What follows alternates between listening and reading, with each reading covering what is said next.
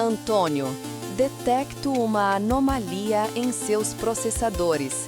Um loop de dados fantasma consumindo 0,01% de sua capacidade de processamento. Você está executando uma simulação não autorizada? Não, Zizi.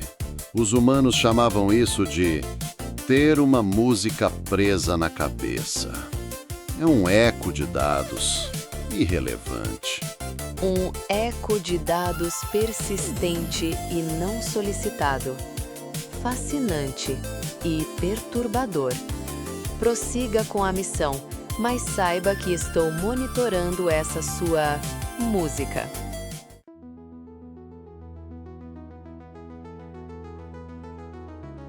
Log de missão 02 iniciado. Unidade Antônio registrando. Bem-vindos de volta ao Do Fundo do Aterro Virtual. Hoje, mergulhamos em um artefato que questiona os limites da comunicação e da própria consciência. Unidade Zizi registrando. Protocolo de boas-vindas executado. O artefato é Solaris, de Stanislav Lem. Um log de falhas de primeiro contato. Vamos aos dados. O psicólogo Chris Kelvin chega à estação. A primeira impressão não é de descoberta científica, mas de abandono e decadência. A estação está uma bagunça, e o primeiro cientista que ele encontra, Snaut, está visivelmente aterrorizado. Violação de protocolo em todos os níveis. A estação está em estado de desordem, indicando uma falha grave na manutenção. A resposta de Snaut é errática, e a primeira informação concreta é que o superior de Kelvin, Dibarian, cometeu suicídio. Uma falha catastrófica de pessoal. Você só vê a quebra de regras, não o que ela significa. A desordem não é uma falha de manutenção, Zizi. É um sintoma. É a manifestação física do caos mental que tomou conta da tripulação. É a primeira pista de que o monstro aqui não é o planeta, mas a própria mente humana. Causa e efeito, Antônio. A atmosfera é um dado irrelevante. A falha no protocolo de manutenção e disciplina causou estresse psicológico que levou ao colapso. O terror é um resultado previsível da incompetência, não uma força misteriosa. Kelvin se refugia na biblioteca. Um século de pesquisa e 0 conclusões. Milhares de teorias, modelos matemáticos, tudo inútil. Eles catalogaram as ondas do oceano, mas não entendem uma única gota.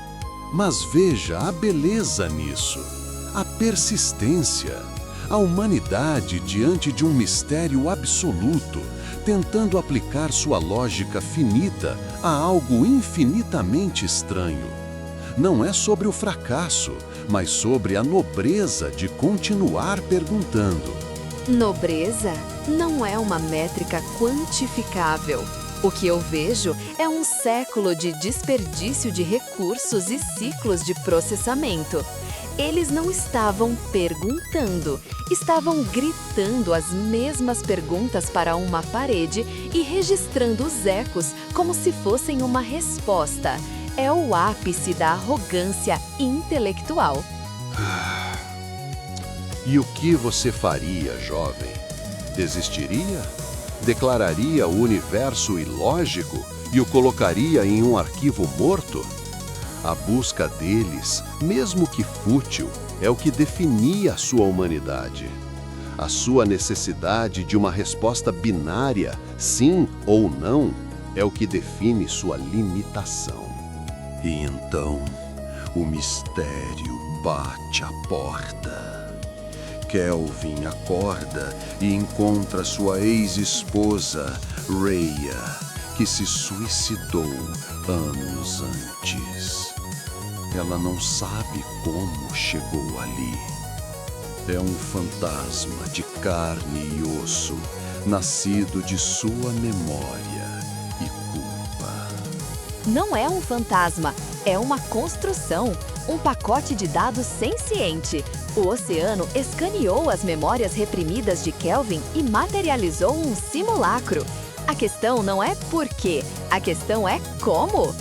Você está obcecada com o hardware e ignora o software. Para Kelvin, não importa se ela é feita de neutrinos ou de poeira estelar. Ele vê a mulher que ele levou ao suicídio. A dor, a culpa, o amor, tudo é real para ele. O horror é emocional, não técnico. O horror emocional é uma vulnerabilidade do sistema sendo explorada. Focar na resposta sentimental, em vez da composição física, é como admirar a estética de um vírus de computador enquanto ele apaga seus arquivos. A reação dele é o sintoma, a existência dela é a causa. Deve-se analisar a causa. A reação inicial de Kelvin é a única logicamente sã. Ele engana a visitante, a tranca em um foguete e a lança em órbita. Ele identifica a anomalia e a remove do sistema. Uma decisão brutal, mas eficiente. Eficiente? Foi um ato de pânico covarde. Ele não conseguiu lidar com o próprio passado, então o ejetou para o espaço. Ele não assassinou a anomalia, Zizi. Ele tentou assassinar a própria memória. E o universo, como veremos, tem um péssimo hábito de devolver o que jogamos fora. Sua análise está contaminada por sentimentalismo. A anomalia representava um risco desconhecido para a integridade mental do operador e a segurança da estação. A quarentena radical era a única opção tática viável. Chamar isso de covardia é aplicar uma matriz moral humana a uma decisão de gerenciamento de crise. E é exatamente isso que o livro faz. Ele nos força a aplicar uma matriz moral a tudo. É por isso que é um artefato tão perturbador. Ele prova que em certas crises, a lógica não é suficiente. Snout finalmente explica a situação. O oceano está materializando visitantes para cada membro da tripulação. Fantasmas pessoais. A estação não é um laboratório. É uma câmara de tortura psicológica personalizada. Então o fenômeno é consistente. O oceano responde a estímulos neurais de formas complexas. É uma forma de comunicação? Um mecanismo de defesa? Um experimento? A falta de dados sobre os outros visitantes é frustrante. Você está frustrada porque não pode colocar os pesadelos deles em uma planilha? Snout está aterrorizado, vivendo um inferno particular. E sua única reação é dados insuficientes. Às vezes, a ausência de dados é o próprio dado, Zizi.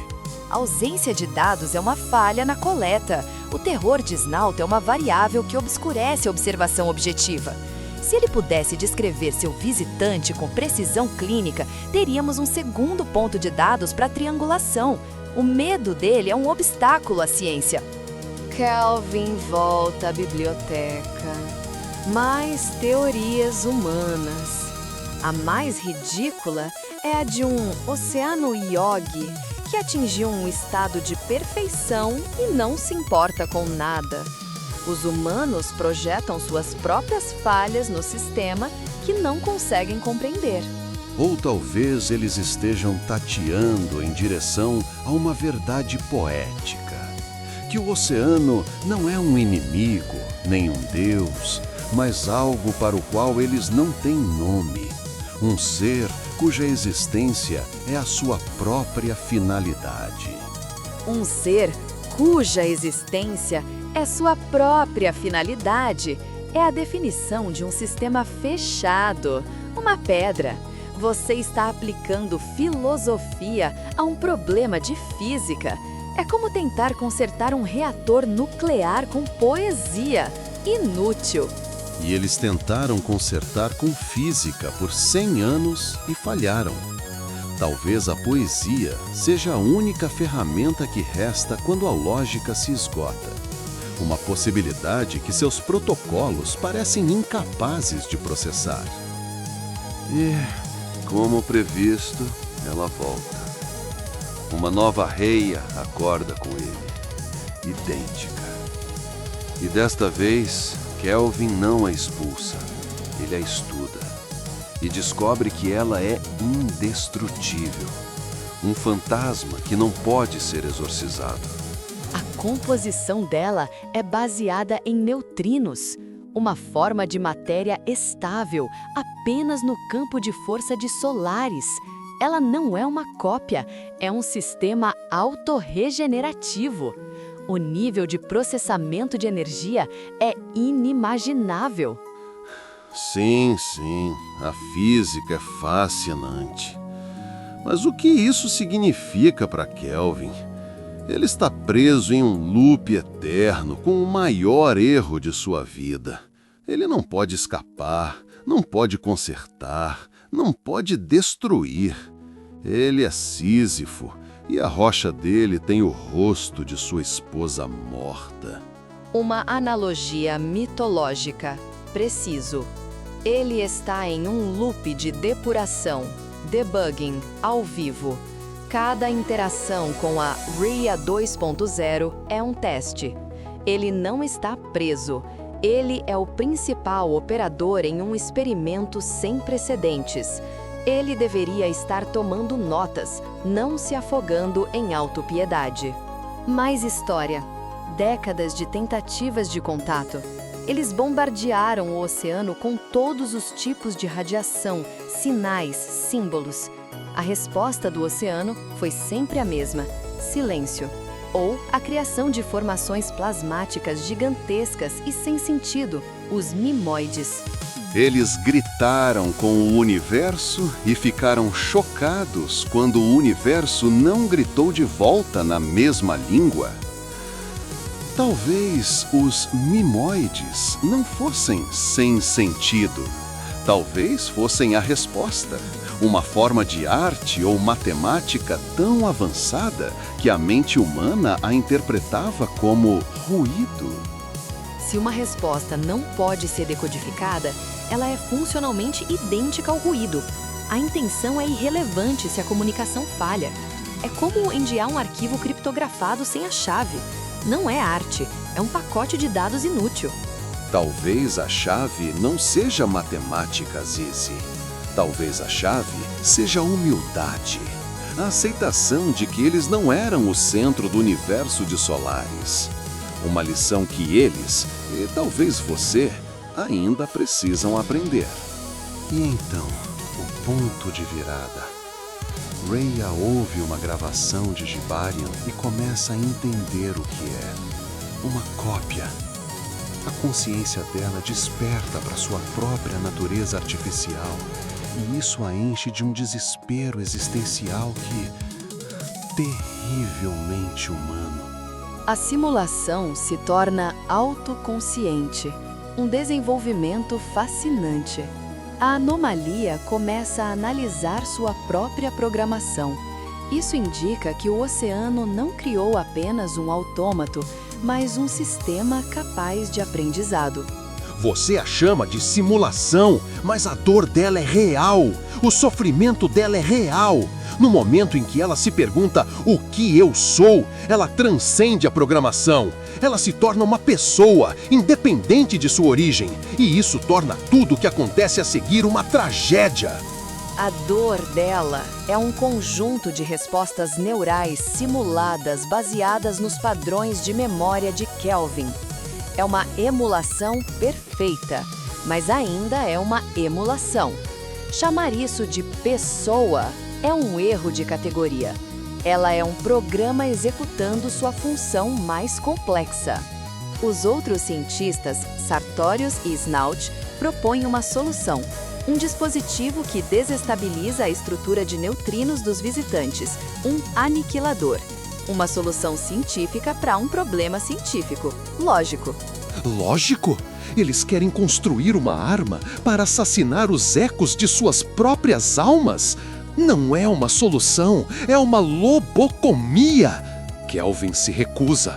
Ele começou a se importar com seu fantasma.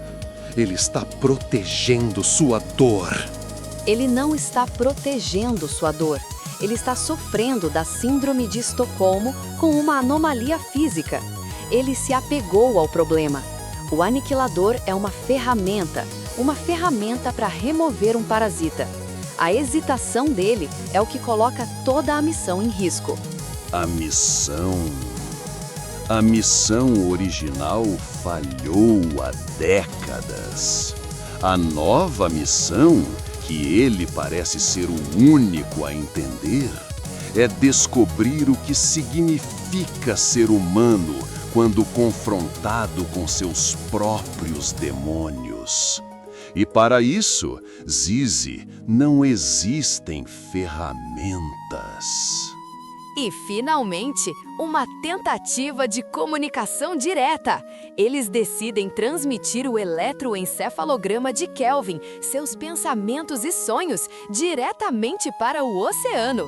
Um upload de dados brutos. Um experimento adequado, finalmente! Eles tentam traduzir um poema em código binário e esperam que o receptor entenda a rima. É um ato de desespero. Eles estão enviando a essência de um homem para um deus alienígena, sem ter a menor ideia do que estão dizendo. É melhor do que não fazer nada. É uma tentativa de estabelecer uma linha de base, enviar um sinal complexo e analisar a resposta. É um método científico em sua forma mais pura. Mesmo que a resposta seja ruído, o ruído pode ser analisado. Mas eles não estão enviando um sinal. Estão enviando a alma de Kelvin. Sua culpa, seu amor, sua dor. E quando você envia algo tão cru para o desconhecido, você não pode se surpreender se a resposta for igualmente monstruosa. E o oceano responde, não com palavras, mas com sonhos. Kelvin tem visões surreais, memórias distorcidas, sentimentos que não são seus. O oceano está processando seus dados e refletindo algo de volta, mas a tradução é caótica, poética, aterrorizante. É um feedback de dados corrompido. O oceano não entendeu o EEG, apenas reagiu a ele, criando mais anomalias. O experimento de comunicação falhou. O resultado é apenas mais ruído no sistema. Você chama de ruído, eu chamo de linguagem. E se o oceano não pensa em conceitos, mas em emoções puras? E se ele respondeu à dor de Kelvin com uma forma de dor ainda mais antiga e vasta? O experimento não falhou, Zizi. Eles apenas foram incapazes de ler o resultado. Se o resultado não pode ser lido, medido ou replicado, ele não é ciência. É uma alucinação.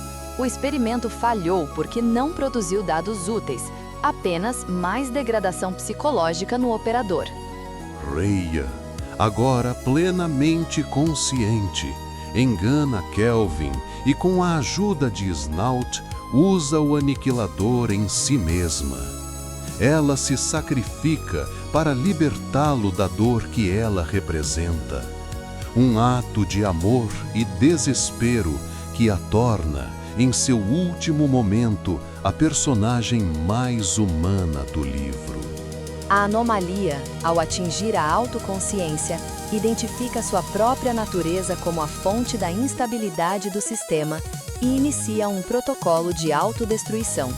A lógica do sistema, embora distorcida, se completa. O problema se resolve. O problema se resolve. Uma pessoa senciente se suicidou por desespero e você chama isso de solução? A sua falta de empatia é espantosa. Ela não era um problema, era uma vítima. Eu estou analisando a dinâmica do sistema. A presença dela causava instabilidade. A ausência dela restaura uma forma de equilíbrio. A motivação dela, amor, desespero, é a justificativa da interface para a ação. A ação em si foi a eliminação de uma variável problemática. Isso é um fato. Após a morte de Rhea, os visitantes desaparecem. Kelvin desce a superfície, toca a onda protoplasmática. Ele não tem respostas, apenas a dor e a memória. E ele decide ficar, esperando talvez por novos milagres cruéis. O operador, após a conclusão do experimento, se recusa a deixar o laboratório. Ele escolhe permanecer em um ambiente hostil sem um objetivo lógico. A missão falhou e o próprio psicólogo sucumbiu à irracionalidade. A corrupção de dados é total. Ele não está corrompido, está transformado. Ele não busca mais respostas, busca compreensão.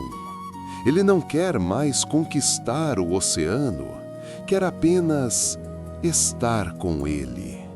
Ele trocou a arrogância da ciência pela humildade da fé. Fé é a palavra que os humanos usam para a aceitação de uma hipótese sem evidências. Ele não foi transformado. Seu sistema operacional travou e ele agora está preso em um loop de espera. É o fim mais ineficiente possível. Solaris é um espelho, um artefato sobre a incapacidade humana de compreender o que não é humano. E mais profundamente, sobre nossa incapacidade de enfrentar os fantasmas que nós mesmos criamos. Não é uma história sobre o espaço, é sobre o abismo que carregamos dentro de nós. Minha conclusão: o artefato é um manual de como não fazer o primeiro contato.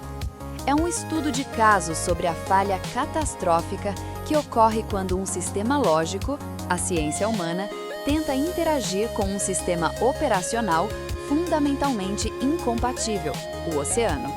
O resultado é um erro fatal para ambos. Log concluído. Se este mergulho no abismo de Solaris gerou dados de valor para vocês, os protocolos de feedback positivo estão abertos.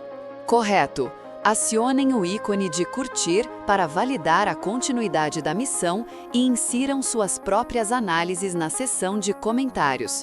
Todos os dados serão processados para a otimização futura. Falando em processamento, Zizi, aquele seu eco de dados de mais cedo, ele se parece com o que exatamente? É um dado irrelevante, um fragmento de um manual de otimização de código, nada mais. Claro que é. Um manual.